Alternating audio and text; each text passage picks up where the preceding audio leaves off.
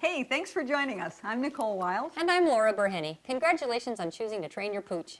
You know, dog training has changed a lot in the last 20 years. It used to be based on force and intimidation. Now, fortunately, we have much more gentle, positive methods.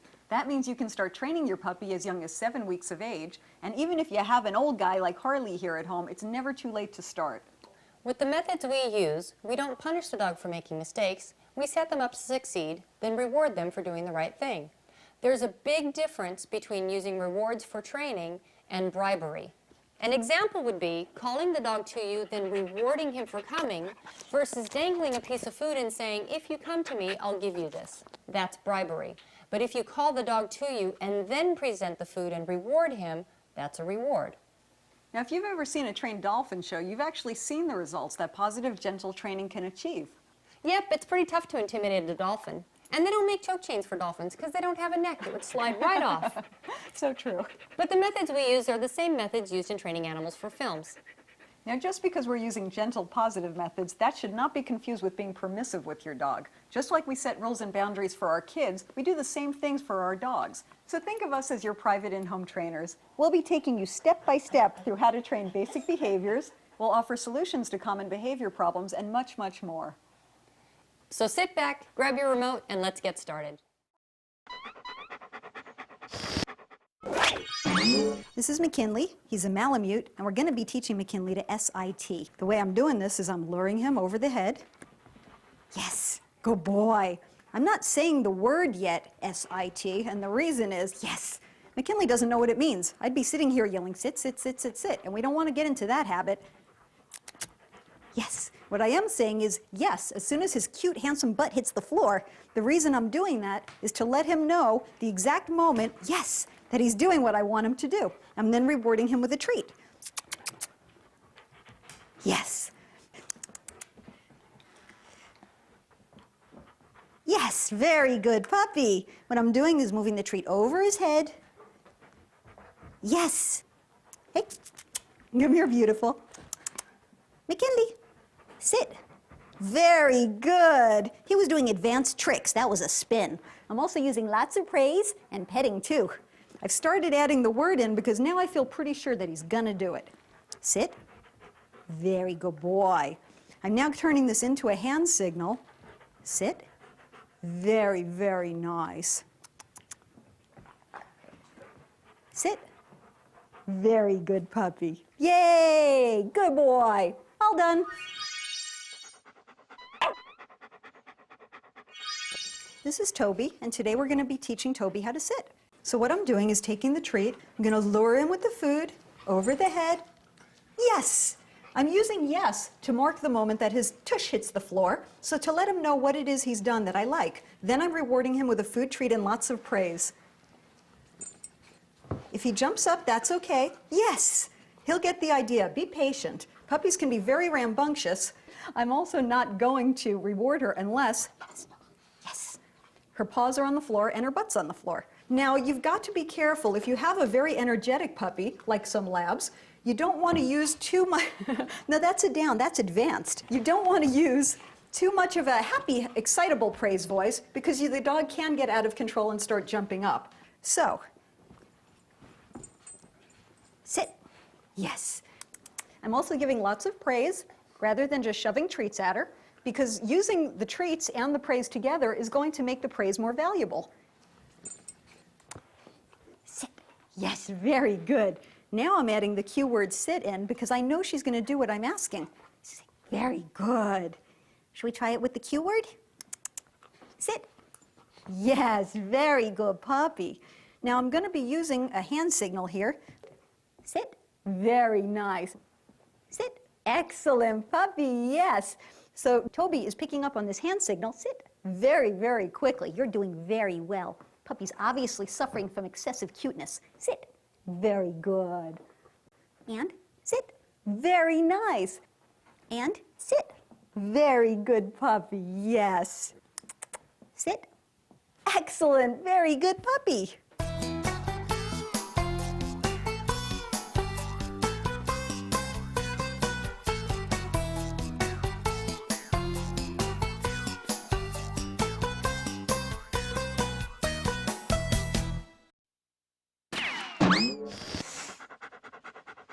We're going to teach McKinley here how to lay down, and the way I'm going to do it is by using a process called shaping. With shaping, what we do is we reward little bits of the behavior instead of expecting the dog to do the whole thing. That was very good. I got a little paw there. Little more. Little further down. Yes, very good boy. That's excellent. Let's try that again. McKinley, sit. Very good boy. Take a little bit. Good. Little more. Little further down. Yes, very good boy. That's excellent. Now let's see if we can lure you all the way down in one swell foop. Ready? Here we go. Yes, what a good boy. That was excellent. Lots of verbal praise along with the treats. Let's get you back in a sit. Very good boy. Now that he's starting to follow my hand down, I'm going to have the treat in my hand this way so that it turns into a little bit more of a hand signal. Very nice. Very good boy, McKinley. Let's try that again. Very good. Ready? And I'm going to add the word because he's doing so well. Down. Very nice. Down. Excellent puppy. I'm going to give him an extra one just for staying there because I don't want you guys to have the kind of dogs that pop right up out of a down. Ready? Good boy. Sit. Because he's doing so well, I'm now going to fake him out. We're going to pretend I have a treat here, but I really don't. Ready? Down. Yes, and I'm rewarding him from the other hand. That was very, very good. That's a jackpot. That was excellent.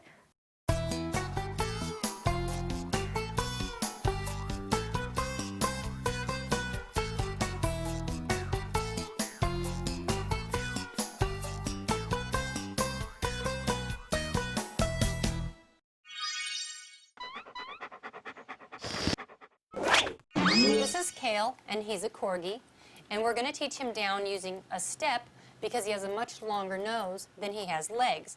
If we were on a flat surface, he would just stand here sniffing the food. Good for you. We're going to use the step and lower the food lower than the level that he's standing on, which pretty much forces him to go into a down. And as soon as he does go down, I'm going to open up my hand and let him have some cookies.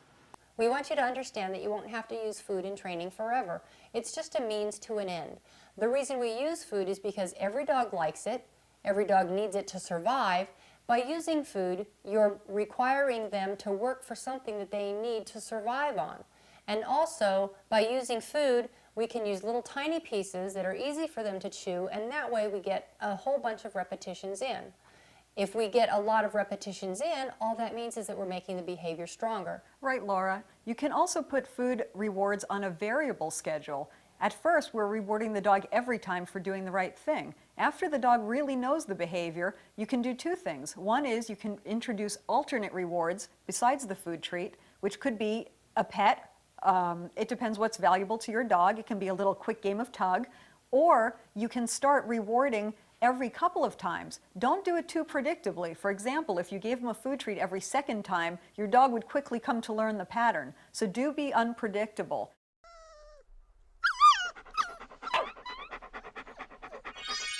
Stay. Very good. Excellent. In working on the stay, the things that you want to remember are, number one, to keep your voice nice and calm when you praise the dog. Good stay. If you say, good stay, you might get the dog up, and that's not what we want to do here. Very good. You can practice stays with your dog in a sit position or in a down. A good time to practice stays is when your dog is tired out. That way they're more likely to stay and not want to get up. Now, I always want to set the dog up to succeed, so what I'm doing here is breaking this into very, very small pieces, breaking the behavior down into small steps that the dog can easily achieve. In other words, I'm not putting Sonny on a stay here and running out for coffee and expecting him to be here when I get back. Stay. Good. My face looks happy and relaxed. I'm not all frowny saying, good stay. It's a very good, happy stay. And now I'm taking a whole step back. I am, however, with my body still sort of suppressing Sonny here by leaning forward. Very good dog. I'm being very sure to go all the way back to Sonny with the treat so that Sonny doesn't have to get up and come toward me. And if you notice, my voice is very calm and even. Even when my praise voice comes out, it's not a happy, excited voice. Good, stay. It's very even and it's designed to keep the dog in place. Now, the way I would progress with this exercise, good, stay. Lots of verbal feedback, just a little bit at a time, good. Now, the truth of the matter is, in real life, most of us don't walk around like this backwards. So I also like to throw in at the beginning of a stay, just when you're right next to the dog, turning a little bit with your back, and then coming back and rewarding. Very nice. Stay. We also, I want to point out, are rewarding the dog during the stay, rather than the way it used to be trained, which was to have the dog sit and stay and then call the dog to you and then reward. If you call the dog to you and then give them a treat, what you're actually rewarding is the dog running to you, not the dog staying there. So it's very important to keep rewarding during the stay. Very good. A few other things that you can add in, once the dog is doing this really nicely, which Sunny is doing pretty well, I might say, is you can just move a little bit. Okay? Yeah, we can be silly. We don't mind, do we? Very good. Stay. You can have your arms moving around. You can go back and forth. Yes, the trainer's silly, isn't she? Very good. Good. Stay. You can eventually work up to having people walk by very slowly at first and then more quickly. If you have children in the family, you can get them involved too by having the dog stay and have the kids walk by, then progress to running by, flailing their arms and being as silly as they'd like to be. That way everybody enjoys the training. Very good. At the end of the stay, you want to use a release word, like, all done. If you have a dog who gets up and walks away while you're trying to teach them to stay, you can do what I've done here and put a leash on them, and simply put the leash under your foot so the dog doesn't have the choice of leaving. Sunny, sit. I'm going to put Sunny back in position and down. Very good boy.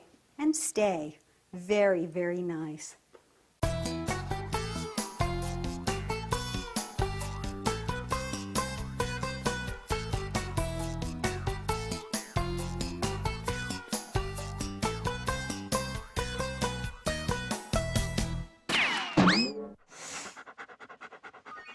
This is Augie, and we're going to be showing a couple of things with him. One is, Augie, here. Good boy. How to proof his stay using a toy instead of food. Down. What we're going to do is, I have his favorite toy in the world, which is a tennis ball. And I've put him in a down, which he already knows. And then I'm going to raise my arm as if I'm going to throw the ball. And if he were to get up, I would drop my arm and not throw the ball, because the reward for staying is actually throwing the ball. So I'm going to fake throw it. Ready? You stay. Good. Oh, bummer. Oh, come here. You blew it. Good. Lie down. So I didn't actually throw the ball because he got up. So we're going to do that again. Excellent. You stay. Oh, no. But he's getting better because he's not going as far. Stay. I can also set him up to succeed by not fake throwing as hard. I can just maybe go half a throw, he doesn't move, and then I can give him the ball. Good boy, good. Yep. I know, give me the ball. Good, excellent, good, come here. Good, down. And again, the reward for not moving is giving him the ball. Down, you cheated. Stay. Yes, get it. Excellent boy. I know. Oh, and that bark that you just heard was a pushy, obnoxious bark saying, throw the ball, throw the ball. He's trying to force me to play with him. So what I'm going to do is I'm going to take the ball and put him in like a 10-second timeout. I'm not going to throw the ball for him because he tried to push me into doing it. You ready? Stay. Uh-oh. That was excellent. He almost self-corrected that time. Stay. Yes, get it. Good boy. Very nice. Good, stay. Up, down. Good, stay. Yes, get it. Excellent.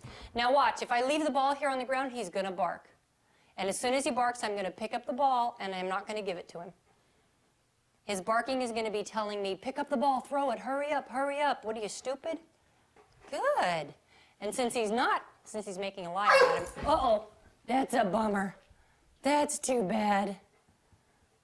So I'm going to sit here and I'm going to make him wait an extra 10 seconds. And now I'm going to give it to him for being quiet. Good boy.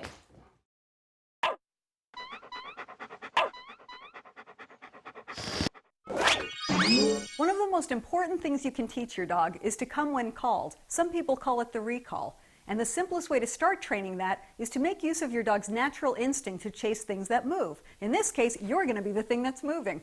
So start out with him here, make sure you've got his attention, then call his name, Fido, come, at the same time as you're running a few steps away from him, patting your leg to encourage him to come along with you. And reward him by giving him a treat and by petting him and telling him what a good dog he is. Yes, good boy. Ready? Kale, come. Very good boy. And watch me, watch me. Ready? Ready? Kale, come. Very good boy coming with me. Very good. This time, instead of giving him the treat when he comes running with me, I'm actually going to toss it so I can create a little bit of distance between myself and Kale. That way I can call him to me. Ready? Kale, come. Very good. Go get it.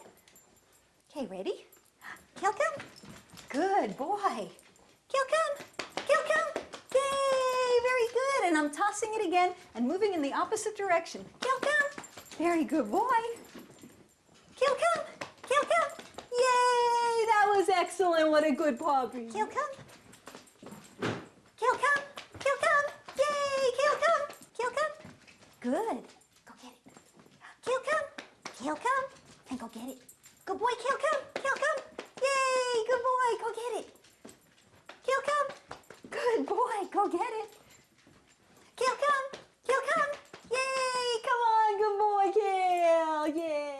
In the training exercise where you started out standing by your dog, running away, patting your leg and saying whatever the dog's name is, come, you started out with a very, very basic, the very beginnings of a good, reliable recall. Now, obviously, it's not that easy, and it does take a lot of repetitions and a lot of building and building further and further away, and then adding distractions and so forth, before you'll get a really good off-leash, reliable recall.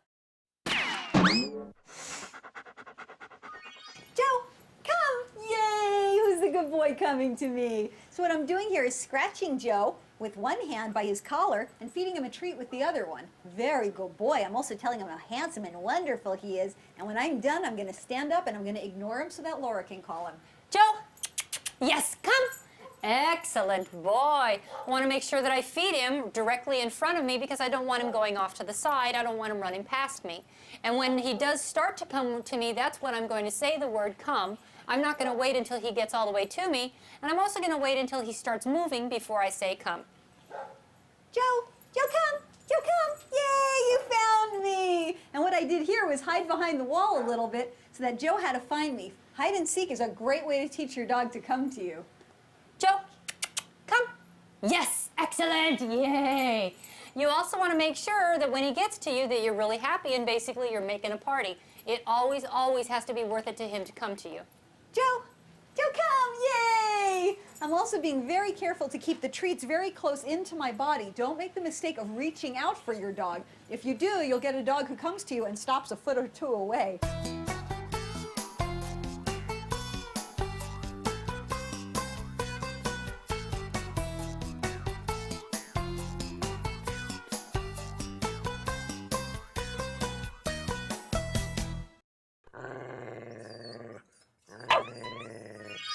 Okay, this is Buddy, and he's a boxer mix, and we're going to be working on give.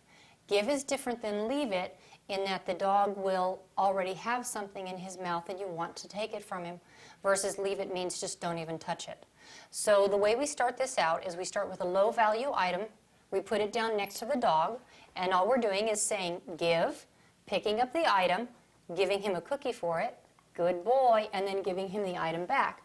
To him, this is the most stupid thing in the world, but what we're doing is we're setting up a reward history so that we're teaching him that I'm going to say give, take something from him, give him a cookie, and give him the item back. And there's no way that he can lose in this game. Down. Buddy. Sweetie. I know. Lie down. Thank you very much. Now, we can move to a higher value item. He's going to chew on it. There's nothing in that hand. And he thinks I still have a cookie in this hand. You want to take that? Good for you. Good boy. So he's chewing on it, and then I'm going to say give, and I'm going to show him that I have a treat in the other hand and move it to the side so that he has to let go of the stick in order to get the treat. Good boy. Now I'm not going to let go because possession is 9/10 of the law, even in the dog world.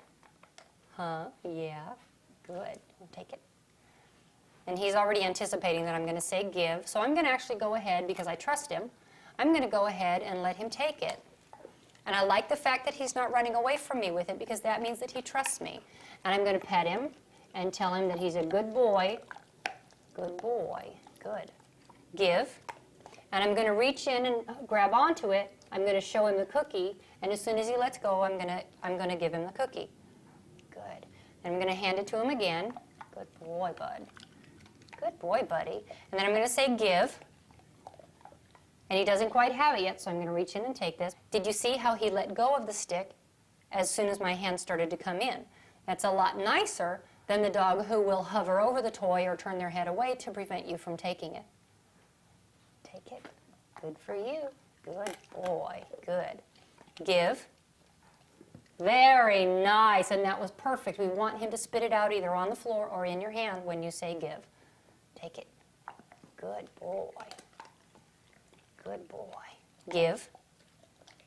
Excellent. And I want to make sure that I reach in and take it before I give him the cookie, as long as I know I can get away with it. Good, take it. Very nice. Good boy. And I'm going to let him chew on it for a few more minutes or a few more seconds. Good boy. Very nice. Give. Very good boy. And if you have a dog that likes to guard things a lot and is more likely to either run off with it or turn his head away from you or even growl, number one, you don't want to correct him for the growling. You can't say, no, don't growl, because what that does is it gets rid of the warning sign, and that's where you end up with a dog who bites without warning because you've basically told him, don't warn me. And you also want to make sure that you don't jump to a very high value item very quickly. If you have a dog that guards things a lot, you want to make sure that you do a lot of repetitions with a low value item. Remember, if your dog has a serious guarding issue where he's growling or snapping, you need to contact a professional to help you with this problem.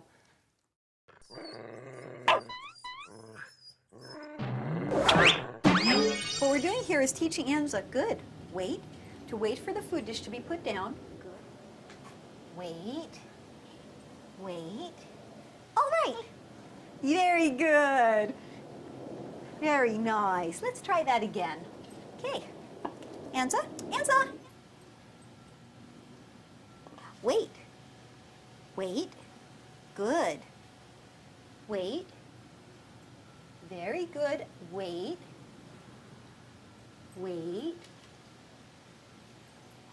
All right. Yay! If your dog doesn't do this on the first try, which is more the norm, what you're going to do is, as you bend down with the food, if your dog breaks the stay, you're going to just simply straighten up and wait.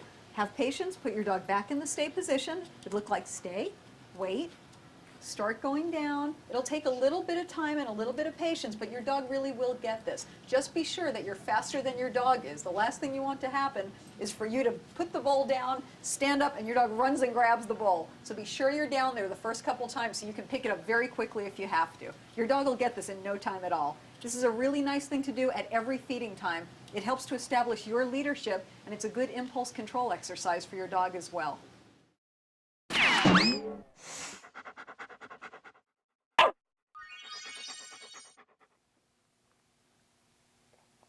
Oh, that spoon didn't taste very good, did it? I bet the next time you won't bite down quite as hard. Oh, very nice. Already he's taking it more gently than before. Gentle. Good. So now I'm starting to add the word gentle in. And I'm going to start putting my hand right here as well. Gentle. Oh, much nicer. His mouth is really softening up here. Gentle. Good. Now I'm going to start moving my hand a little bit off the spoon. Gentle. Very nice. This is the same dog who was making my fingers bleed just a few minutes ago. Gentle. Very good boy. And now because he's doing so well, I'm going to take the spoon away altogether. Gentle. Oh, much nicer. With a little practice, he'll be taking treats this way all the time. Very good boy.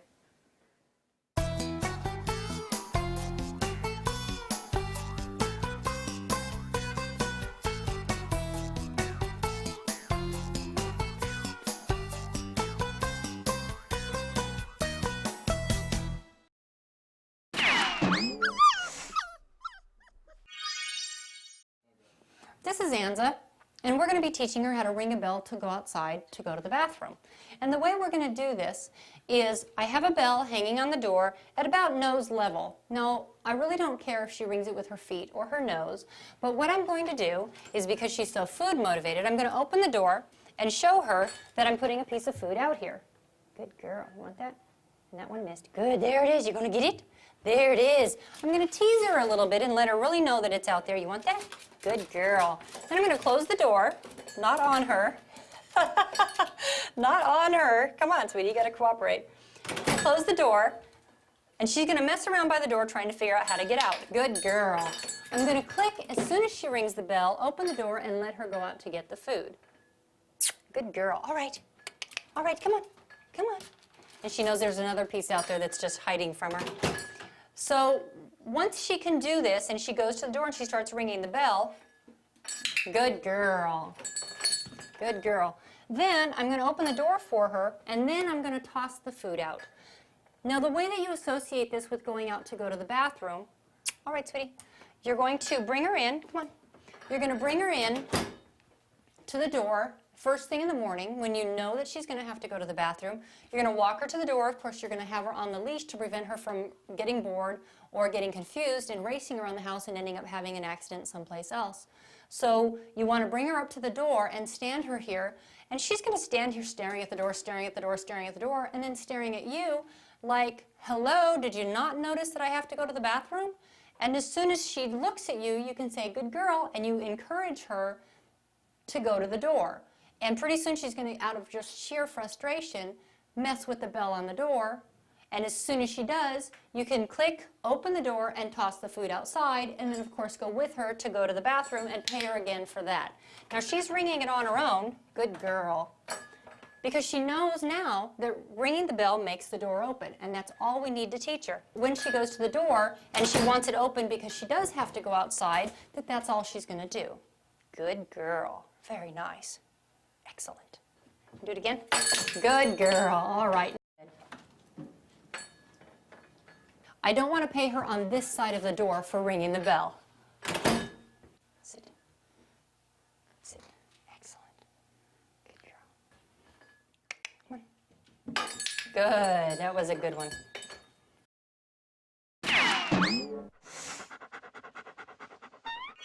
Part of setting dogs up to succeed is managing the environment so that your dog does do the right thing and there's less chance of him doing the wrong thing. For example, when you're housebreaking your dog, management would include possibly crate training or confining him to one area. If you let him just run loose, of course he's going to have accidents, and that won't be the dog's fault. So set him up to succeed by using good management and then reward him for doing the right thing. And this is Anza, and we're going to be talking about using exercise pen for house training. Now this is for dogs who are basically latchkey dogs. It's for people who work for long hours and the dog isn't going to be able to get out to go to the bathroom. We don't want to keep them in a crate for a long period of time. The way the setup works is that we keep the front of the exercise pen without anything here, because that's where the dog is going to be coming when you come home from work or when you come into the room. So we don't want the newspaper up here. It's very important that they have a separate area for going to the bathroom versus spending their time for eating and playing. What I just gave her was called a Kong toy, and there's food inside, and you can also put peanut butter or Cheese Whiz or any other type of food to keep her busy during the day. It's also important that she have a bowl of water because puppies need fresh water, and then also her toys. You have to keep her busy during the day, and that's the main part of it. And then the crate needs to be in here too, either a crate or a bed. Now with a very agile dog like this, you're going to have to be careful that she can't jump on top of the crate and then figure out how to pop herself over. And if you do something like this, you can put her kibble in here, you can do other things, and that way she's keeping herself busy and out of trouble. What we've got here is a little setup for housebreaking. Daisy, who's agreed to be our doggy model, and who you might be able to tell has just had some peanut butter, is modeling our in-home doggy setup. Now the reason for this setup would be, if you are working like most people, a full-time job, and you're gone 8 to 10 hours a day, you don't want to keep your dog in a small crate. Hi Daisy, would you like another lick? Crate training is a wonderful thing, and it does use the dog's natural instinct not to soil in their own little area, but you really don't want your dog to be crated more than 3 to 4 hours a day, unless it's overnight and they're right near your bed and you can tell that they need to go out. In this circumstance, what we've done is we've put a baby gate across the kitchen here. We've put Daisy's bedding right near the front because we know that she's probably going to hang out up here because she wants to see when you're coming home. What we've done also is we've put a little bit of newspaper way at the back at the opposite end from where her bedding is. Again, we're making use of the fact that a dog's natural instinct is not to soil in their own little area. So we know she's going to be inclined to do it as far away from her bedding as possible. Now what I've got here, and what's fascinating Daisy so much, is called a Kong toy. A Kong has a small hole at one end and a large hole at the other. And the magical thing about Kongs is that you stuff them. The dog then gets to spend all his time excavating whatever you've put in here. Here, gaze. In this case, we've put a little bit of peanut butter in the Kong, and we've put a couple of little hot dogs in there too, and Daisy's going to spend probably a good hour trying to get that stuff out. Now, you can put lots of different things in a Kong. The trick is you don't want to use things that are going to fall right out. In other words, you wouldn't want to stuff the Kong full of your dog's dry kibble. If you do want to feed the dog's meal in the Kong, however, use your dog's dry food and also add a little bit of wet food so that it makes like a mortar, and it'll keep the food in there and it'll take the dog a while to get it out. Other things you can use as mortar for a Kong are peanut butter, as we're doing here. Cream cheese is another favorite. I even know some people who use that canned cheese, spray that inside, and use that as mortar. You can use dog cookies, treats, anything that is safe for your dog. And now our adorable model Daisy has agreed to help us explain about the have-a-ball. And what you do with this is put the dog's kibble inside this, their dry food. Yeah, it's your kibble. You then let them knock it around, and the kibble falls out this hole. Want to demonstrate? What's that? Oh! Okay, so what's going to happen is this is going to provide mental stimulation and enrichment for Daisy. And instead of just feeding her meal, and if you think about it, dogs are descended from wolves who really had to work hard for their food. They were successful 10% of the time that they hunt, and here we come thousands of years later going, it's your kibble. Okay, we don't want to make it that easy for them. So the have-a-ball is a nice way to let your dog work for their food. There's another one that's very similar, which is called a molecule ball. The idea behind all of these is that your dog gets mental stimulation. It's enriching for your dog. Think of a dog who's alone all day. They don't have very much to do besides nap, right? So we want to give her something to entertain herself with. You can stuff her meal inside something like the Kong, or you can put just dry food inside one of these types of toys. There are lots of variations on interactive food toys, and a lot of them are meant for just dry food, as opposed to the Kong, which you can put peanut butter and other things in. So don't make your dog's mealtime boring. Let them work for their food a little bit. And on that subject, by the way, another neat thing you can do is what we call the kibble toss. For the kibble toss, what you want to do is measure the dog's food out. You've got it in your hands, and you toss it. You can do this out in your backyard. You can do it in your living room for that matter. And it really engages the dog's scenting, tracking abilities, and hunting abilities. It's important for your dog to have lots of different types of toys to play with. We're going to show you a couple of different types. One is a squeaky toy. Now this is a squeaky toy that has a little sheepskin coating on it. And for really tough chewers, you might want to monitor them because you don't want to have them, number one, tear up the toy and ingest pieces of it. And you especially don't want to give a dog who's going to be a harsh chewer anything with a squeaky toy because they can actually swallow the small piece inside. This would be good for a really young puppy though. Right? And it's not a bad idea for you to actually bring out the toy and play with the dog with the toy because that way you are the source of all things fun. You can also, instead of, you know, like with a child, how they get bored of their toys really quickly, with a dog it's the same thing. If you give your dog 20 toys and leave them strewn around the house all the time. They're going to go looking for the shoe. Yes, exactly, because your shoe is so much more exciting. So you want to just rotate their toys, give them 3 or 4 toys, that's okay. Then take one back or take 2 back and give them something different. Keep them interested. Yeah. And if you have a dog that isn't interested in toys or that you think isn't interested in toys, the best way to get him interested in a toy, let's say I come home from the store and I have this toy. As soon as you tell him he can't have it, that's what he's going to want. Exactly, that's true. Right. Dogs are like kids. So as soon as he comes up and he wants to see it, you turn your back, oh no, you can't see it, oh no, it's mine. And you keep playing with it, oh no, it's mine, because he's going to come around the other side. And then he's going to, and oh. And then you open the drawer and you put it in the drawer and you turn around and walk away like, what toy? I never saw a toy. And you do that a couple times a day for a week, and that dog, you pull that toy out and you drop it on the ground, and the first thing that dog is going to want, because you've been telling him for a week, no, you can't have it. Of course, that's the first thing he's going to go for. That's very true. So if your dog is one of those that you think just doesn't like toys, really try that out because it totally works.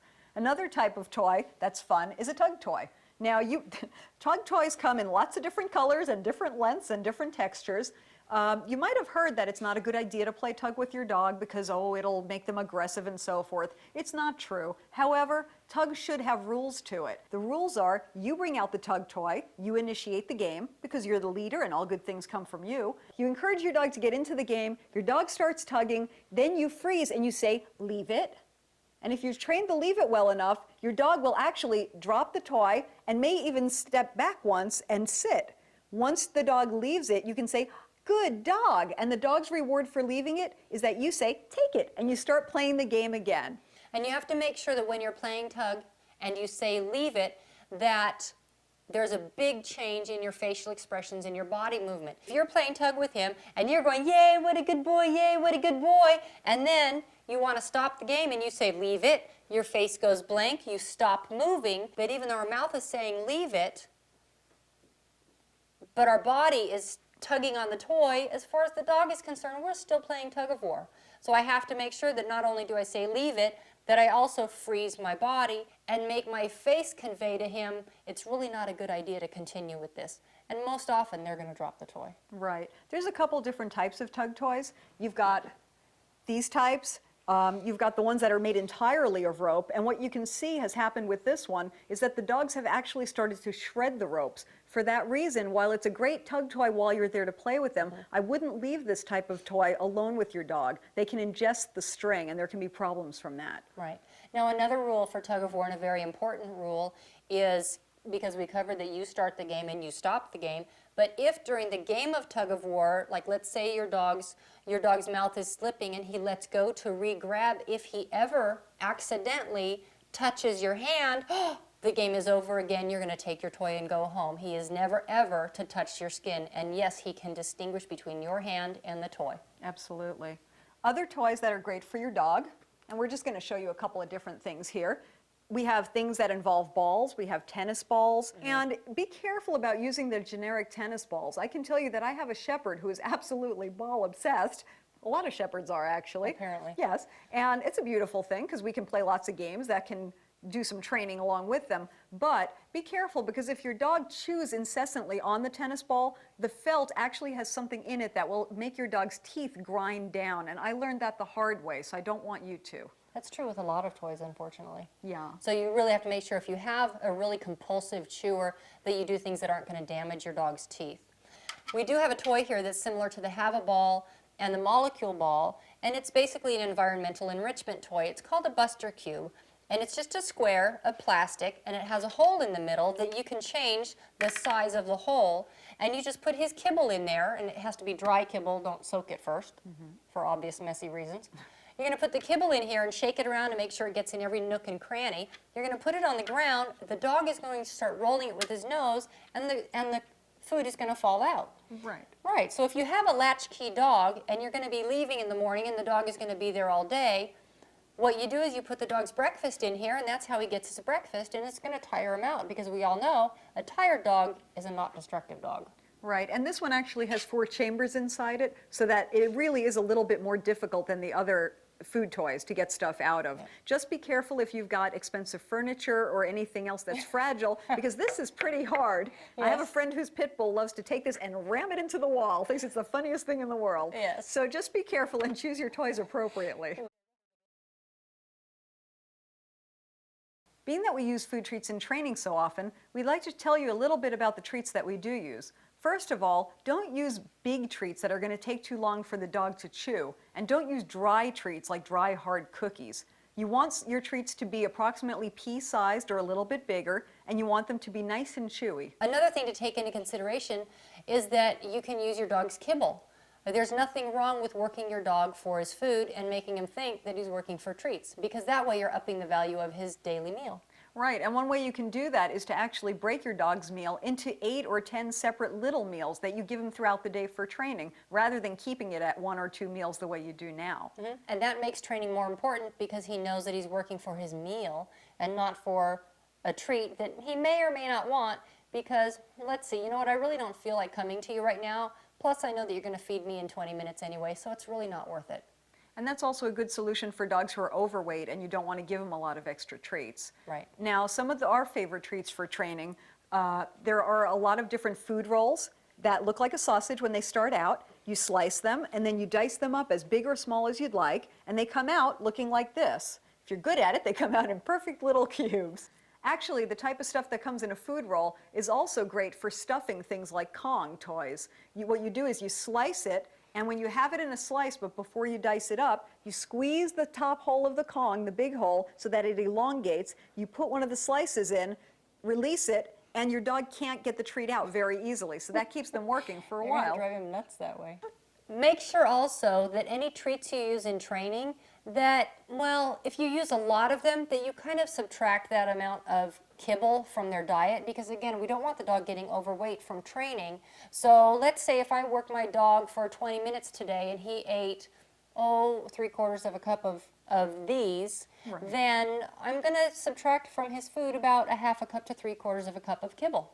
Right, because you don't want your dog getting overweight from food training. Also, it's important to note that you should vary the treats that you use when you're training. Absolutely. You can use sort of low-value treats when you're in the house and there's no distractions. Dried Cheerios would be an example of a low-value treat. But when you're outside doing loose-leash walking and you've got distractions, other dogs in the environment and so forth, you might want to have something else. Some examples of high-value treats might be a hot dog that you slice up, and you can even put them in the microwave for about 30 seconds so they're not quite so greasy, or string cheese, or any other type of cheese that your dog likes that you cut up into little penny-sized slices. And that's a really good point, because if you're in the house and you're using what we would consider to be the prime rib of treats, then when you go outside, you have no place to go. Another reason you want to vary your dog's food treats for training is, think about this. If you got the same present for Christmas every year, how excited would you be when you opened your Christmas present? Not very.